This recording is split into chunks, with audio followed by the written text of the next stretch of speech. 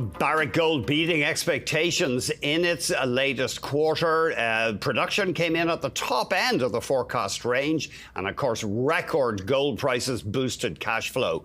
Of course, the company faces this continued standoff in Mali, where the government wants a bigger take from its gigantic mining operations. Let's get more from Mark Bristow, President and CEO of Barrick. Thank you very much indeed for joining us, Mark. Morning, Mark. Nice to see you, Andrew. I know it's usually Paul or Mark that talk to you. Thanks very much for joining us. What was the number one thing in the quarter that you think investors should pay attention to? Just give us one thing, if you would, Mark. Yeah, I think all around a better performance, as you point, against our guidance. It was going to be a slow start for the year, and as you pointed to, the stronger gold price really, making sure that the arrows are all pointed in the right direction. So a solid start to the year against our plan. What's it like being a gold mining executive these days with gold in record territory? It's a fun position to be in, Andy.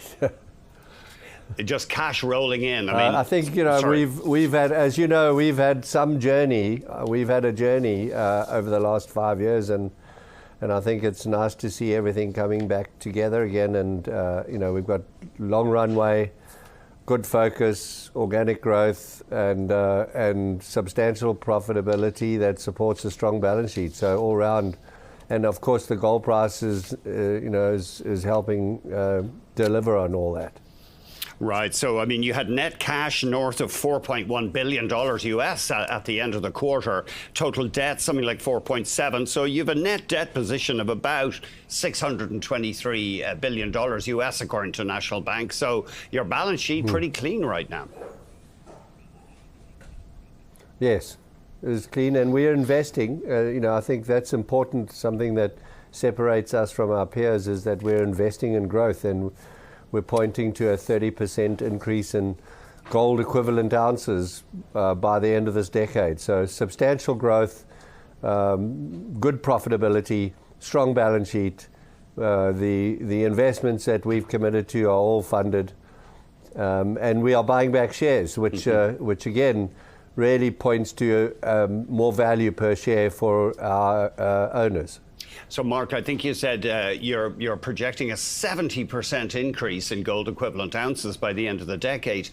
By the end of the decade, roughly, how much of your production 30. will be copper? About 30%. So wow. 30% increase in gold equivalent ounces from where we are today, and about 30% copper. That's with the first phase of the Reika, and that's both gold and copper. And then we have another phase coming in early in the next decade, which will lift that again. Mark, you must be facing pushback from investors, though, on that Reika giant mine in Pakistan. It's near the border with Afghanistan, and now we've got missiles being fired. It looks like war could be brewing between those two countries, India and Pakistan. No, I think that's probably an over-exaggeration, Andrew. It's been a conflict for some time, the Kashmir region. But we're well down the road on finalising a limited recourse project finance for Reika. It's gone very well. It's a world-class asset. It's going to substantially change the economy of Pakistan, uplift the people of Balochistan. It's a significant investment, supported by the major global institutions, IFC, World Bank, Asian Development Bank, and all the big economies of the Western world. So it's really a significant investment. We are managing our exposure, our balance sheet exposure to that. So it's a collective investment, and the Pakistan government are co-funding it alongside us. So it's a unique investment which will deliver not only significant returns for those economies, but support the copper industry, which is currently looking to being quite tight on the supply side. What's the situation in Mali? Is your big mine there actually shut down, or is it operating? No, it's not operating. It's the ability for us to export has been restricted, so we've put it on temporary closure, and we are engaged with the Malian government. We have been since the start of this crisis, and I think what we've reached agreement more than one occasion, only for the Malian government to walk back our agreement, and so we're still looking to find a way that's going to be constructive for both stakeholders, the Malian people and ourselves, and ensure that we have Lula Gonkota is the biggest single contributor to the Malian economy, and it's frustrating that it's not operating, because this country really does need that contribution. The economy is in a tough place at the moment.